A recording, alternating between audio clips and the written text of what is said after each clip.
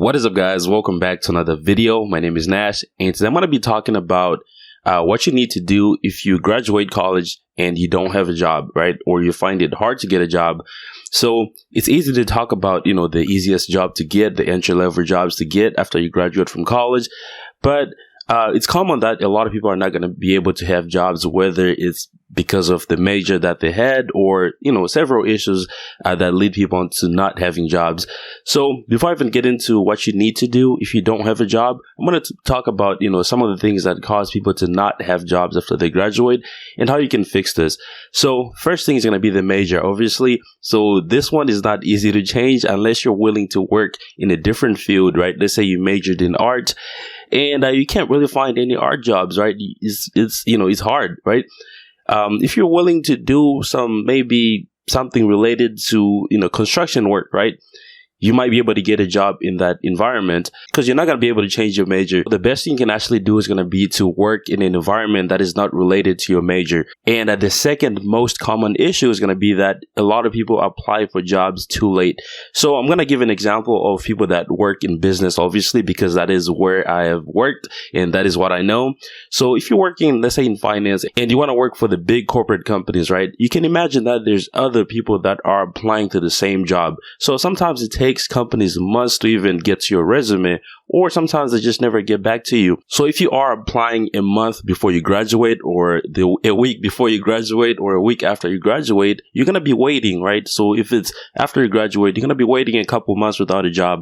So I always recommend applying 3-4 months before you even graduate. So if you're going to be applying to the big companies, so let's say you apply to Google, you apply to Microsoft, you apply to, you want to submit as many applications as possible because this is going to allow you to have, a lot of choices when it comes to if you get offers, let's say from multiple companies, right? If you value money, you can compare how much you're getting paid from each company. If you value company culture, you're going to have the opportunity to actually pick which company culture you like from your options. And one thing to know is that these companies actually realize that if you are applying and you are a senior in college, they're going to ask you, when do you want to start? When are you going to be available to start? Or they would say, you have to be eligible to graduate within 5 months from now or 4 months from now. So they do realize that a lot of the people that are applying to these entry-level jobs are college students who are not going to be able to start right away, right? So they're going to give you a couple months to get ready. All right, so now let's say that you don't apply for jobs 3-4 months in advance and you're about to graduate in a month. You're like, oh, snap, I need to start applying for jobs. And you start applying. But then you go on to graduate and you're done with college, but you have not heard anything back from these companies, or maybe you got rejected. So now you're just sitting at home with no job or anything like that. So you keep applying to, the companies that you really want to work for.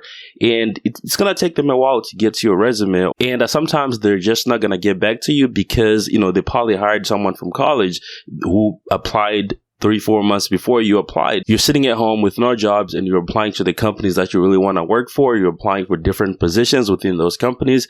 So the best advice that I have for you is going to be to apply for lower level jobs. When I say lower level, it's going to be jobs that might say the highest education needed for the job is a high school diploma or some experience.